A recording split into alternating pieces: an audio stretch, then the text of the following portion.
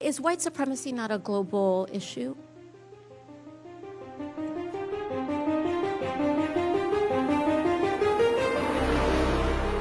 We've seen white supremacist attacks that were clearly domestic terrorism. Experts, in fact, the acting AG, Jeff Sessions, even called some of these incidents domestic terrorism incidents. The Emmanuel AME Church shooting of Black Americans in Charleston and the Tree of Life synagogue shooting in Pittsburgh of Jewish people, those were only designated and charged as hate crimes, not domestic terrorist incidents. You're not going to find an actual charge of domestic terrorism out there. If you look at Title 18, right? If you're looking for... Well, it says here that, but at the San Bernardino shooting or the Orlando Pulse nightclub shooting, they were designated and charged as domestic terrorist incidents. They were charged, I'd have to go back and look, they were charged likely with, if there was a connection to a foreign terrorist organization, it would likely fall under 18 U.S.C. 23 A or B. So because the perpetrator was Muslim,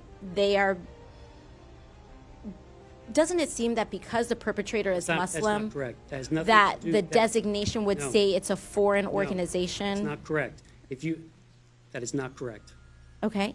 Can you explain why? So, homegrown violent extremists, most of the people we arrest in the United States, homegrown violent extremists, self-radicalized, born in the U.S., doesn't matter what religion. But the Orlando Pulse Club shooter meets those qualifications, and you're implying... He was worked as an international terrorist because he was following under the definition... But he was homegrown and self-radicalized. Extremist cases, how we work homegrown violent extremist cases, under the global jihad, we worked under international terrorism. That is correct. Is white supremacy not a global issue? It is a global issue.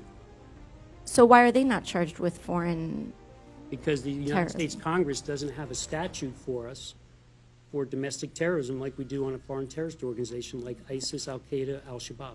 Could you see how this could create issues and discrepancies with how violent extremism by Muslim perpetrators could potentially, even if it's unintentional, but that there are holes and there are gaps here, not through your fault or any one specific person's fault. It could be our fault as Congress. But could you see how one could see how the way that we are pursuing and charging white supremacy, particularly if they tend to be charged with hate crimes and where that same type of violence committed by a Muslim extremist could be charged with domestic terrorism. Hate crimes and domestic terrorism are treated and charged, they're different crimes, and they could be pursued differently with different resource allocations. Can you see how people would say that these are being treated differently?